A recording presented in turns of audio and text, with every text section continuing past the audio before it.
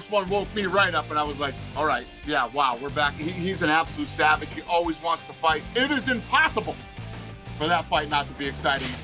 We appreciate UFC CEO Dana White for joining us during such a busy week. The Dana White Contender Series is back. UFC 305 this weekend. But Dana, before we get into all of that, I understand you have an announcement that's going to make Canadian mixed martial arts fans very excited. Yeah, we're coming back to Edmonton, and November 2nd. I've been talking a lot about, people ask me, where are you going to go? What other cities? We're going back to Canada. I want to get back on a regular schedule, back up in Canada like we used to. So it seems like we're heading in that direction. The main event, the number 3 ranked Erin Blanchfield will take on Rose Namajunas. I think they're number 3 and number 5 in the women's flyweight division. And the co-main event will be Derek Lewis and Alexander Romanov. Romanov is ranked number 13, and Derek Lewis is number 11 in the heavyweight division. Yeah, really looking forward to that. Edmonton has a world-class new arena, Rogers Place, that you guys have been to a couple of times. Some other Canadians on the card: Marc-Andre Barriault taking on Dustin Stoltzfus, Jamie Lynn Horth against Ivana Petrovic, Ariana De Silva taking on Jasmine Jazz Davicius, and Chad and Helliger taking on Cody Gibson. So a really solid card, which I'm sure is going to have some more Canadians added as the weeks go on. But I'll go to the main event with you, Dana. Like you mentioned, 2 top 5 fighters in the women's flyweight division. And a couple of years ago, it was hard to find challengers in this division. And now I think it might be the most stacked women's division in the UFC. What do you think has made it so good in the last couple of years? Yeah, I agree. Well, what I think is the matchmakers have done what they always do. They do a great job. I mean, like you were just talking about the Contender Series yesterday. If you look at those fights and you look at the way the fights are matched up, it's brilliant. I think that these guys have done a great job at going out and finding the best talent in the world in every weight class. I mean, if you look at the women's strawweight, the women's flyweight division, you talk about the flyweight men's division, the bantamweight division, and the list just goes on of how well these guys have done in building all these divisions with unbelievable talent. And I say it all the time as I look at the board. I have August 17th, this Saturday in Perth, all the way to December 14th, fights that are made and being made up until December. Most of the board is blue, and the blue means these guys came from the Contender Series. And, that thing has been instrumental in helping us find incredible talent. Yeah, he just came back yesterday, and we'll dive into that in just a minute. But before we do, Derek Lewis in the co-main event. Some fun facts here for you. This is the first time that Derek Lewis has not been in the main event of a fight night card that he's been on in over 6 years. So I think that speaks to the quality of this card that's coming to Edmonton in November. Well, that is interesting. I didn't know that. It's a classic striker versus grappler fight. Lewis holds the record for most knockouts. I think he's got like 15 of them. Romanov has 9 submissions and 6 knockouts in his career. So very, very fun, stylistic heavyweight bout. Let's jump back to Contender Series that started yesterday. And the first episode of the Contender Series, historically, it's taken a little bit of time to get things going, but not yesterday. That first fight. Not really. I think we've had one season where I was like, what the hell is going on here? This is not the Contender Series. But other than that, I mean, I don't ever remember complaining about any of the fights on the Contender Series except for like the first show on one season. Probably, I think it was last season. It was 2 seasons ago, the Joe Pyfer episode. Right, okay. But, I mean, took no time yesterday. Kavanaugh with that crazy knockout in the first round. When that knockout happens, you've got to just think about how exciting this format has been over the years and just say, like, here we go again. Well, I think what happens is it takes me a minute to get back into it. I'm excited. I messed up. I thought Monday was Tuesday, and when I found out it was Monday, I was bummed out. And then once you get in there, you remember how electric these fights are and how competitive these kids are, how talented these kids are, how bad they want it. And, the first one woke me right up, and I was like, all right, yeah, wow, we're back at the Contender Series. And when you think about in 8 seasons, the talent, like I was telling you, half the board here is Contender Series, and, already had 2 world champions come off the show.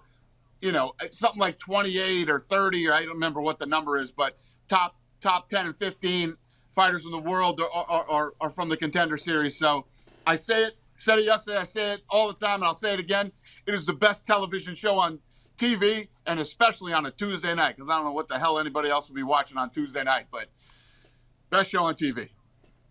Well, I want to ask you about next Tuesday's edition, because you were in Toronto, you did Dana White Looking for a Fight, and that just came out for those that want to check out the first Canadian edition where the gang went to Toronto, and you were cage side at Unified MMA, where you saw Pat Pitlick and Mike Imperato compete, two Canadians who you gave an opportunity to, and they're both competing on next week's, Pat in the main event and Imperato on the card as well.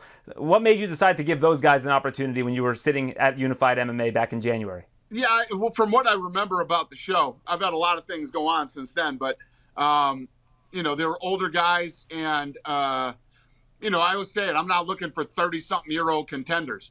But, listen, when I show up and if you deliver, I feel compelled to give you that opportunity. Same thing with Bruno yesterday.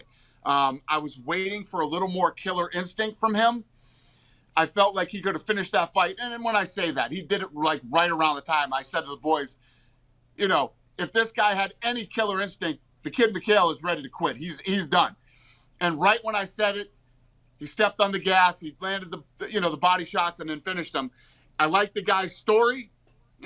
There's a lot of things that I see that I think I like. But I was saying about the guy, if not now, when? I'm going to give him this opportunity. And now it's up to him to go out and do what he has to do to make it in the UFC. And the same thing about the two Canadians that are coming in next week. I felt, they both delivered while I was there. And I didn't bring them into the UFC. I'm giving them the opportunity in the Contender Series. Now they have to come in and deliver again. And if they do, then they absolutely deserve a slot on the roster. Well, we're always happy to see new Canadians in the UFC, but let's talk about this Saturday, UFC 305, incredible card. But I've been covering the sport for a long time, and this is the first time where I've seen a guy like Israel Adesanya, who's only been away for 11 months, and it feels like he's been away for like 3 years, because the guy's always so busy. Do you feel the same way going into this event? Yeah, I do. It seems like he's been gone for a while, but what I love about Izzy is he's an absolute savage. He always wants to fight, and he always wants to fight the best. He doesn't try to get out of fights or fight lesser people. He always wants the top-level guys. And in this one, obviously, there's a ton of heat between these two. And I don't love fights that usually have a ton of heat. They're fun leading up to it, but they're never fun in the actual fight. But I think this one is absolutely different because Dricus is that type of fighter who rushes in. Izzy always tries to put a stamp on every fight he has. With a finish or at least a great performance. So this should be a good one. And going back to Israel with his time away, I know how you really like active fighters that stay busy all the time. But do you think that he was a little bit burnt out? I mean, he had slayed the dragon in Alex Pereira. This is the guy that had haunted him for his whole career. Beats him, and it just felt like he didn't get out of bed for that Sean Strickland fight. It was almost like he couldn't get up for it. I love those kind of guys, right? That always take fights. They want to go back to back, but eventually, after doing so much of that, you have to take a break. You got guys like Izzy. You got guys like Volkanovski. You got guys like Holloway. And many, many more that I'm not saying off the top of my head, but guys that are always willing to answer the call and go out and fight. Islam Makhachev too. Was going back to back. The list goes on and on. But eventually, you get to a point where these guys need to take a break and take some time off. And one guy who I love, who debuted last year in Canada, is Steve Ertz. He's in the co-main event against Kai Kara France. And this is someone who has had such a meteoric rise in the UFC, less than a year on the roster, and he fights for the title against Pantoja and comes so close to beating him. A win over Kara France in his home city of Perth. Does that get him right back into title contention if he's able to win that fight? Yeah, well, when you look at these guys, too, you got Kai Kara France, he's got 12 first-round finishes, and then a guy like Steve, who's got 5 first-round finishes. So what's that tell you? Very fast starters, guys who go for the finish, guys who go for the kill. It is impossible for that fight not to be exciting and an incredible co-main event. Yeah, I'm really looking forward to that one, as well as the rest of the cards. You can order UFC 305 on Sportsnet Plus this Saturday. And Dana, one last thing before you go. Yesterday, after Contender Series, you had mentioned that Conor McGregor is not going to fight this year. What's the reason for that, and when do you target his return? And another question to pile on to that, is Michael Chandler going to fight before he faces Conor McGregor, if that is what the matchup is still looking to be. Yeah, I don't know what Chandler's planning on doing. I know he's kind of kicking around right now. You know, you can imagine after I said that, Conor was blowing me up, going, I'm definitely fighting this year. When we get to a point where we're setting a fight, and I believe that a Conor McGregor fight is going to happen, I will announce it. As of right now, I believe that Conor will not fight this year. Conor's saying he wants to fight. He wants to fight in December. We'll see how it plays out. All right, Dana, always appreciate your time. Thank you for doing this. And once again, November 2nd, the UFC is returning to Edmonton. Tickets go on sale to the general public on September the 20th. Main event, 2 top 5 flyweights. You got Rose Namajunas and Aaron Blanchfield. Derek Lewis in his first co-main event on a fight night in over 6 years. Appreciate you doing this and look forward to speaking with you again soon. Good to see you, buddy.